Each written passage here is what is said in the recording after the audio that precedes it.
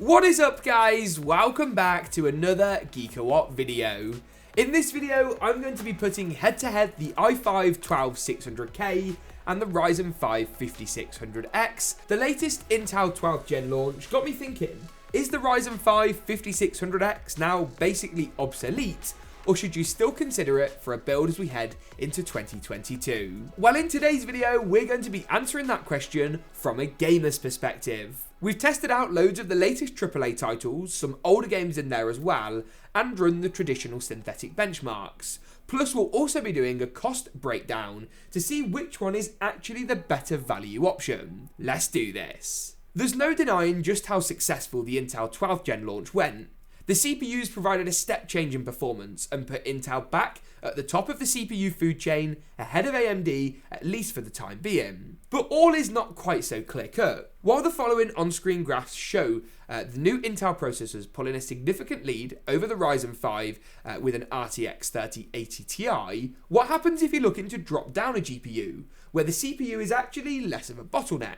Well, here, when testing with an RTX 3080, still a very high-powered card, our mileage differed quite significantly. The Ryzen 5600X was able to keep up really well against the 12600K, especially when tested with DDR4, a massive point to discuss in this video. The new Intel chips support the latest super-fast DDR5 standards. DDR5 is going to be an amazing technology once it's matured a little bit, but for now, the latency on the RAM is very high, something which will drop over time and is very normal of a new memory launch. DDR5 is also very expensive, and the stock of it is really quite difficult to find. It's as bad, if not worse, than the current GPU crisis. And what that means is to realise the full gains from the latest 12th gen processors, you need to use DDR5 memory. And to do this is either impossible or going to cost you a lot more money. And that's without factoring in overclocking. The Ryzen processors can actually be overclocked with cheap B550 motherboards.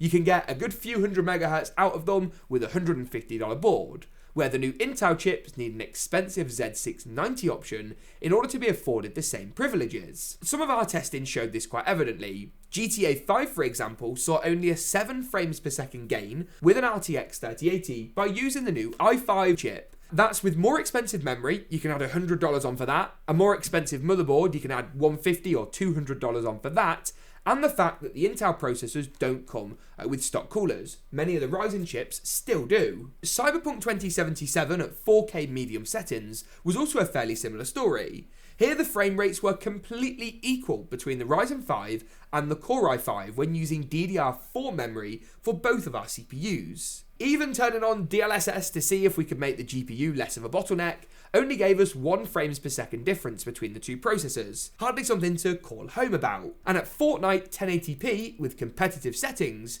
we actually saw 5 frames per second less from the new i5 chip with DDR4 memory than we did with our Ryzen 5, meaning if you don't run the right combinations and don't give the new 12th gen chips the hardware they want to work with, you could actually see less frames per second. Now, to be fair, when adding DDR5 into the equation, we actually increased our frame rate by around 30 FPS, something that is extraordinarily good considering, as I say, the poor latencies and the low speeds of the memory. As soon as we start running 6,000-7,000 MHz low latency DDR5, we're going to see some incredible performance gains. It's once again a similar story in Watch Dogs Legion. 4K, ultra settings, tough RTX 3080, and the frame rates we got were within 1 frames per second of one another. The Ryzen 5 5600X was the lowest, but at 68 versus 69, once again it's hardly something to cry home about. Now, as games continue to optimise, we will see performance gains on these new Intel chips. CPU-Z single thread test is a great example of this.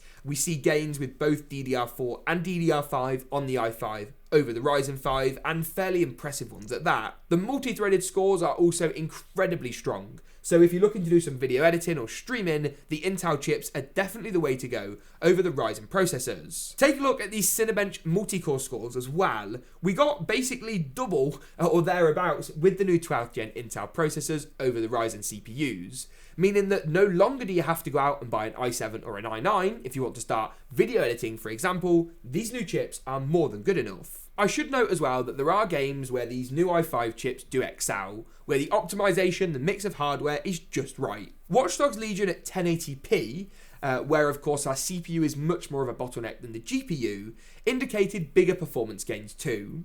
111 frames per second on the Ryzen 5 was really beaten out by our i5s at 137 and 140 respectively. It's these kind of quirks you come to accept as a bit of an early adopter.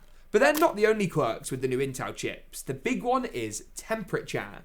Now, there's been a lot of reports about how hot these new Intel processors run, and for all intensive purposes, those reports are correct. Now, to be fair, in gaming situations where your CPU isn't pinned constantly at 100%, we've seen temperature to be much less of an issue. But if you are video editing, you're rendering, you're doing something very intensive on your CPU over a long period of time, you will see some thermal throttling with the new processors, and you will need to go out and pick yourself up a very good air cooler or a 240 or 360mm liquid cooler to compensate, something you don't necessarily need to do on a 5600X. This chip, from our experience, is quite happy running on a $25 Cooler Master 212 Evo or RGB. And that's the really big thing to keep in mind. 12th Gen is a fantastic launch, and as games continue to optimize, it will only get stronger against the Ryzen 5. But at present, with more expensive motherboards that add on another $100 or $200, more expensive DDR5 memory, which in itself then costs another $100, $200, plus the requirement for a good cooler, which will set you back another $80 or so, you are spending a bit more money than on the Ryzen lineup, where you can very comfortably run with a B550 motherboard that costs you $150